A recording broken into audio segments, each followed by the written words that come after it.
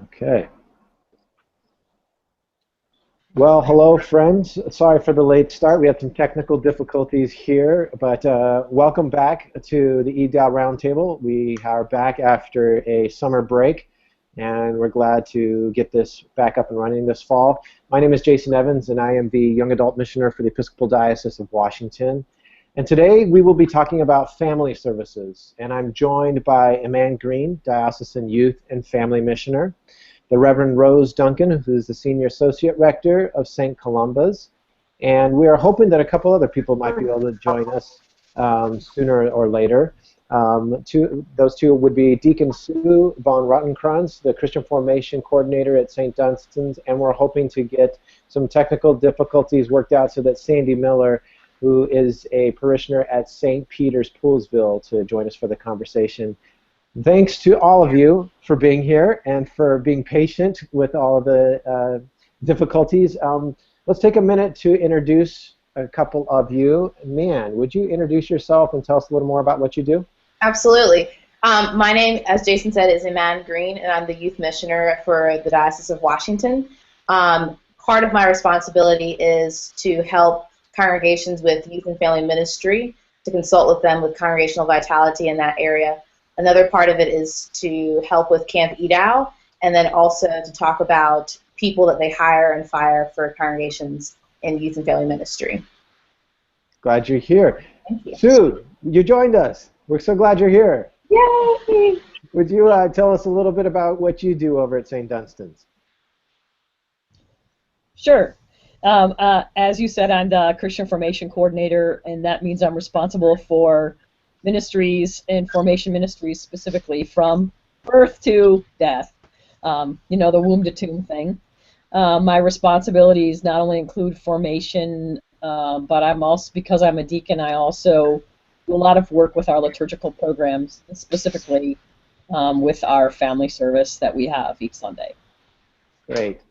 And Rose, tell us a little bit about yourself and what you do over at St. Columba's. Certainly. I've been over here at St. Columba's for about 9 years now, and I oversee all worship services, which means that I work directly with all of the groups that fall under those worship ministries, choirs, acolytes, vergers, all those things, in addition to working with formation programs for baptism preparation for parents and godparents, which is actually required for parents, and working with service and outreach opportunities. So that's just a little bit of what I hang out and do over here. Great. Thanks to all of you for joining us. Before we get any further, for those of you that are watching or listening, if you would like to participate in the conversation, you can email questions and comments to roundtable@edow.org, or you can tweet them with the hashtag EDOWRoundtable, EDOW Roundtable. Rose, for those watching and listening, can you tell us what a family service is? For us over here, a family service is one that we have designed literally for preschool children and their families so that parents and children really worship together through the entire experience of a Eucharist. And so we may not have all the extras, but the framework of a service is there so that children can become accustomed to being in worship. And also it's a very open situation in our great hall. It's in an alternative space. It lasts about 30 minutes. And in a sense, we allow children to be children. So I've heard it described by parents as slightly ordered chaos. That's great. And from the others, would you agree with that definition? Would you add anything to that?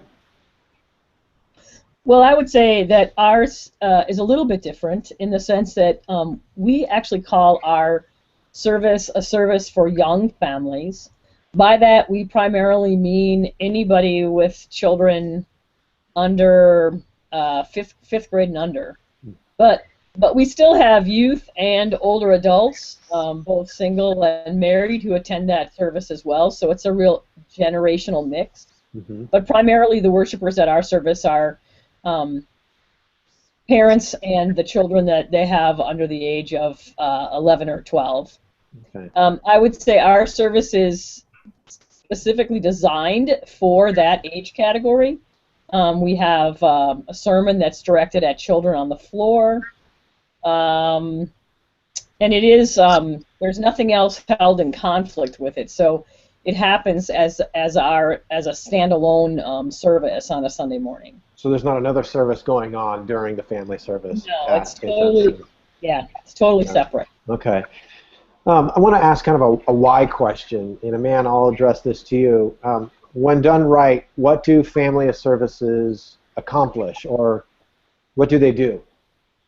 Yeah, so I think that one thing they can do is to incorporate the whole family unit, not just having silo groups or catering to one particular area, but as like Rose and Sue said, they're incorporating the parents, they're incorporating grandparents, they're incorporating that they're speaking to a certain group, a demographic of people, but also engaging all demographics, and they're also including it at a level, not dumbing it down, but basically helping young people be formed in their own Christian walk, whatever that may mean for each congregation in each generation, that families can encounter the living God through that service, whatever that service looks like for that parish. So whether you do it silo by itself or whether you do it in the context of a full-on hour-long service, however you do that, that it would incorporate, obviously, Jesus Christ, that it would incorporate some form of formation for families or that particular age group that you are working with. Those are some of the things that I would hope to see in some congregations, and that you are engaging young people in that service, whatever that may look like, whether it be, like as Sue said, sitting on the ground and talking to young people, whether it be them acolyting, whether them being carrying the Eucharist up or standing around the table at the Eucharist, however they engage that as the priest or the person speaking would do that. So, yeah. For Rose and Sue, from your perspective as people working in a parish, why was adding this kind of a service to the services you have on Sunday morning important? Why was it necessary, or why did the parish want to add this to the repertoire of what's offered on Sunday morning? From what I understand, because the services were actually very much in place when I arrived 10 years ago. The Great Hall service, which is the one I referenced, happens twice, 9:15 and 11:15. But they were established probably a good 15, maybe 20 years ago as a way to reach out to families with young children, particularly preschoolers, who found it very difficult to stay. Parents didn't want to be a bother in the worship, in the longer 9 a.m. service, which also has families, but they're older children. And so this was an opportunity, really, to expose these younger children and their families in a space that was safe for them, in a way that we could address the gospel in an age-appropriate way. And almost like cartoons, you have to be on two levels. One, you're trying to get to the children, but you're also trying to get to those adults who may be unchurched as well. So that was one of the purposes of having the Great Hall service, as we call it. Yeah, yeah. And Sue, what about at St. Dunstan's? Why? Well, I think the service here was there were a couple of reasons for it. It was Jeff McKnight, the rector here, started this service about 12 years ago. And he started it because of the needs of parents and young children who were not necessarily finding the answer for their children in worship in a traditional choral setting of an Episcopal Rite 2 service. And so that was started as something completely other than what was done. It's done in the parish hall, so it's a very relaxed atmosphere. You know, it allows for lots of movement. It allows for an intimacy that pews don't necessarily allow. It allows for children to be up close and personal with with the table. I think the other thing that has happened as a part of that is that it's become a real formational experience, not just, well, all worship to me is formational, but this service in particular, because as we move from one place to another within the Eucharistic setting, there's always a line of explanation. There's always a little statement, which which in our prayer book we would call the rubric, but we actually say those things out loud almost every single Sunday. And so it becomes not only a teaching for the children about what comes next, but also the parents. The service has changed dramatically over those 12 years, and specifically over the last 3 years. We're actually at a threshold now where we're not sure we're going to be able to continue it in the same space. And so we're dealing with some of those transitions right now that might be a problem for us to continue in that space, but continue the service in another space. You mentioned something, and I'd open this up to any of you to comment on. But you said all worship is formation, which is a great comment, Sue, and I think sometimes we forget that. It sounds as though the family services at your parishes have been an opportunity to take that formation piece really seriously and think through how our particular way of worshiping in the Episcopal tradition is communicated to people that may be unfamiliar with that. Can you talk a bit about the process behind that? Like what does it look like to take something that you're very familiar with and think through how you're going to communicate it to a young family? Mm-hmm. Well, I think, I don't know, Rose, do you want to say something? I'm willing. I'm willing to attempt an answer to that. Go for it. But I think probably the thing that's most important, at least for me as a formation person, also a deacon who's a liturgical person, is that more and more of the people who come in our doors are people who have not had, maybe they've had an experience with a liturgical church, but not a liturgical church that explained what was happening. Or they're coming from a non-liturgical setting or a non-church setting, and they see our lawn sign that says, children's worship 45 minutes, or something like we welcome all ages, or anything like that might get people in the door, but they're coming from so many variety of places that to do what I love, which is a right to traditional church service with great choral music and all the pomp and circumstance of processions, etc., while that's wonderful, it really is totally insider. And the benefit of this liturgy is that it's not. We talk our way through it each week. Even when we get, when we're going to do the collect of the day, we don't just say, "The Lord be with you." Jeff will say, "And now we're going to do our prayer for this week," or something to that line.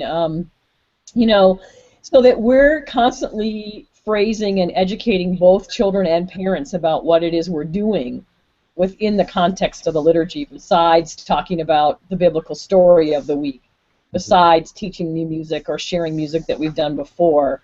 All those things are a part of that process. I think in a similar way, what we try to do is we actually parallel the experience that families and children would have in the nave space. So we actually have services that are going on at the same time, a 9 o'clock service in the nave space, and then this 9:15 that's in the great hall.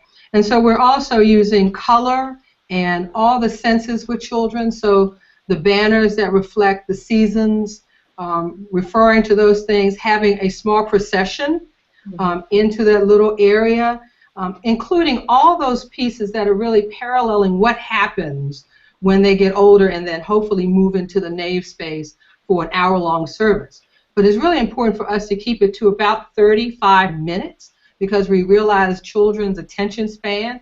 And at that point, very often parents are so stressed by trying to keep their children under control that you may lose them in the process.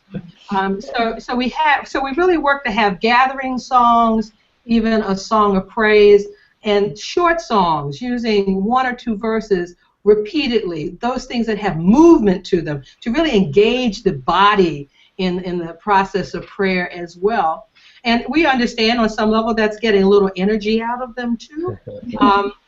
So all those things are really going into forming the service, and to also, because it is a Eucharistic service, to make sure that on those days when we're having baptisms in the nave, there are baptisms happening in the Great Hall service. Mm. And again, people, they kind of wonder, how are you going to make that happen with all these children? And they're sitting on a rug right in front of the altar space too. But it's an opportunity for them to touch and to feel and to experience and to be very much a part of something that they're not going to remember. But that's bringing that whole concept that we remember together. We make our vows again together. All those things are incorporated so that not only the children get it, but we're reaching out to those parents who may not have a great idea about what's going on either. What do any of you have any kind of anecdotal stories about families that have come into your parishes through these services and have become a part of the community? What does that look like? Do they graduate out of the family service and into 8 o'clock right one, or what's the progression?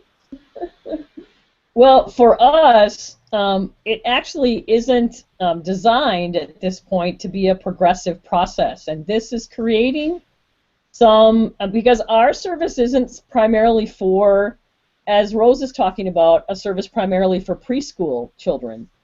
Our service is for children that extend in a much longer age category. So, so for our program right now, we actually are looking at how it is that we create more opportunity for transition to happen and give opportunity for transition to happen, especially for those children and young people who are, 10, 11, 12, 13 years old who have been coming to this service, and we really do want to try to move them into a traditional Rite to liturgy. Yeah. We're not sure how that's going to happen.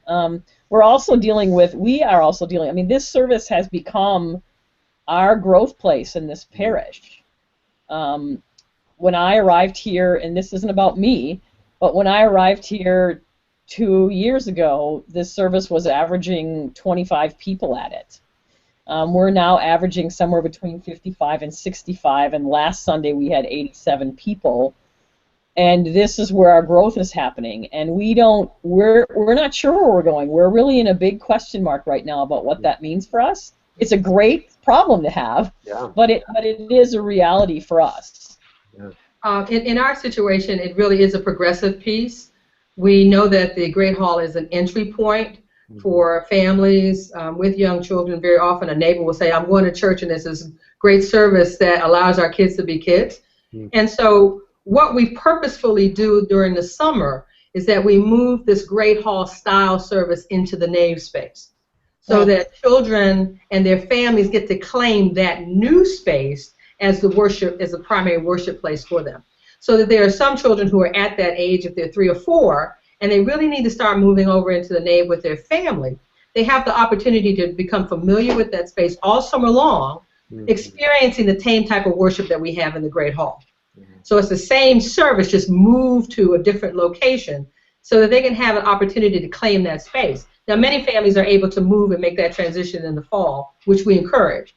And then the nave space service, which is also a broader family service, it sounds much closer to what Sue's talking about, is a full hour service where we invite children who are ages 3 to 8 to leave right after the gospel is read to move to the music room. So there's this physical movement. They go with Patty Ames, our director of children's ministries, or one of the clergy, and they have the gospel story again in more age-appropriate ways, and stay there for their own form of a creed, for prayers there, and a confession, and then they move back and join the congregation right at the offertory.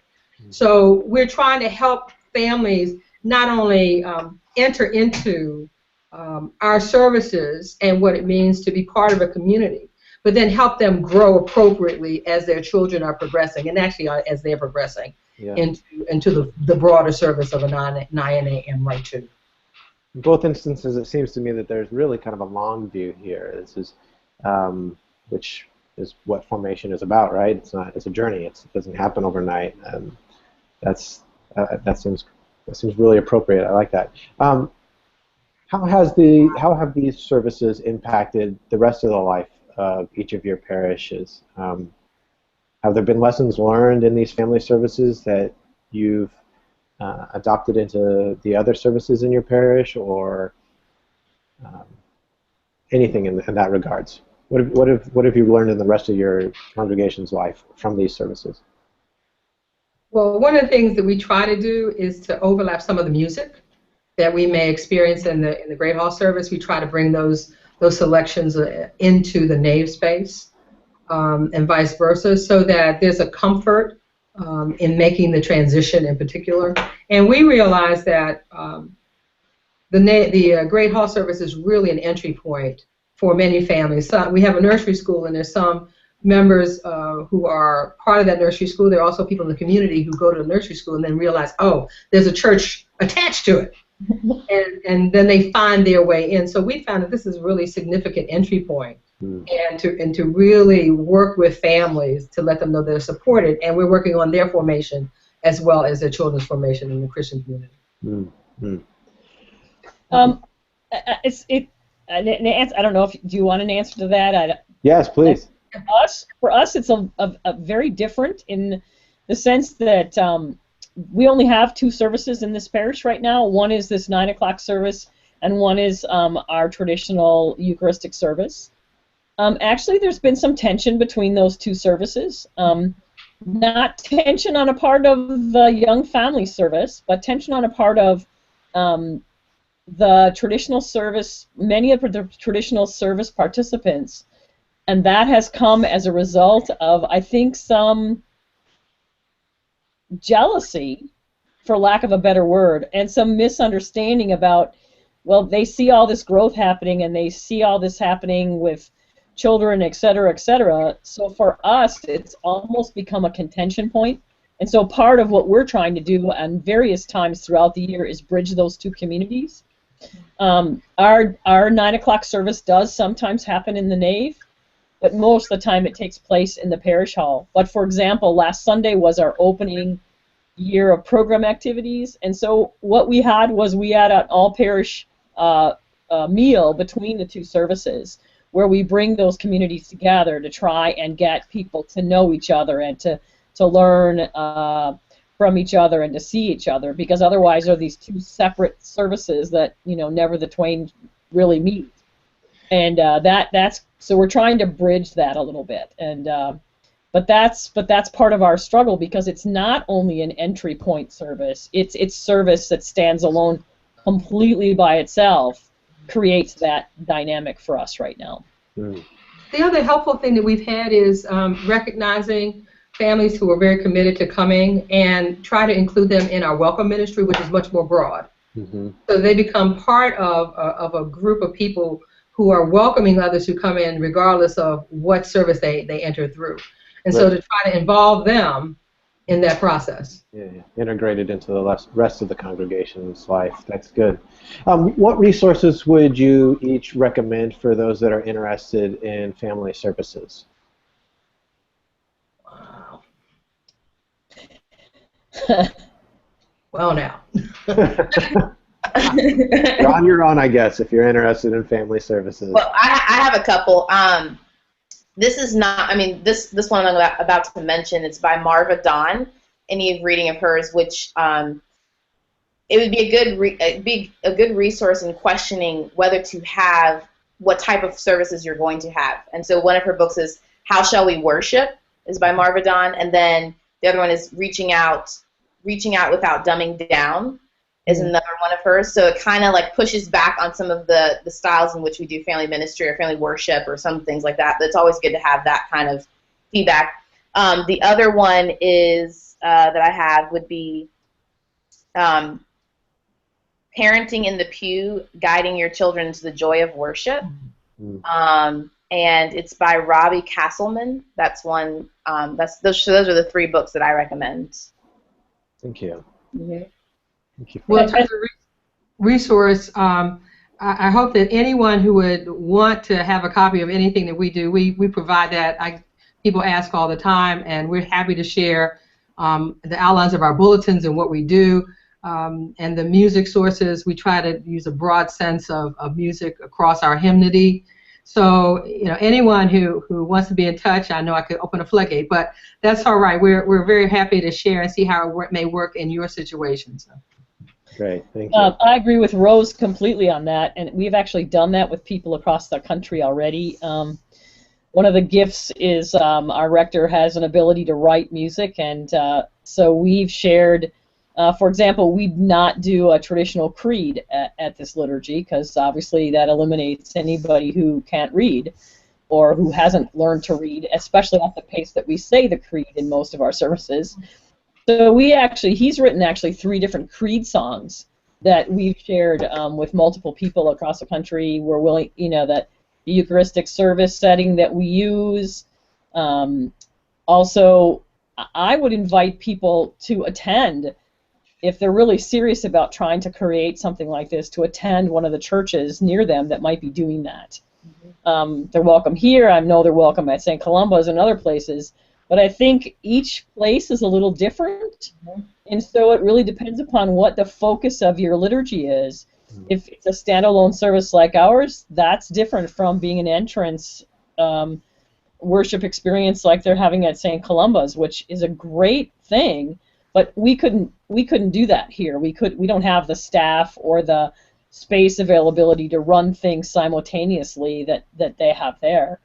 So I think it really depends upon what your focus is and what your purpose is in creating this worship experience as to how you would use that. I also think the other thing, I think one of the really big important things in this is music. And I think most of our hymnody, a good portion of our hymnody, contains too many words, and words that most adults don't understand, let alone children understand. And I think that one of the great gifts of various sources of music, both within our hymnody and outside of our hymnody, is important for an experience with children.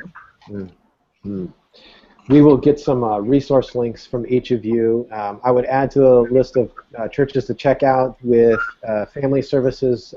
We weren't able to get Sandy's sound worked out, but please check out St. Peter's Poolsville, another great congregation with a family service. It's about time to wrap up. We'll provide information on each of our guests and the resources that we've discussed at edow.org/roundtable. So visit back there shortly to find out about the different resources we discussed and links to the parishes that we've been in conversation with today. Thanks to each of you for participating. I really appreciate it. And we hope that everybody can join us again next month for our October EDOW Roundtable. You can sign up for the Diocesan Weekly Newsletter at the website and watch for information on that roundtable. And you can watch on YouTube at youtube.com/EDOW videos. Thanks again for joining us, everybody, and we will see you next month. Thanks. Thank you.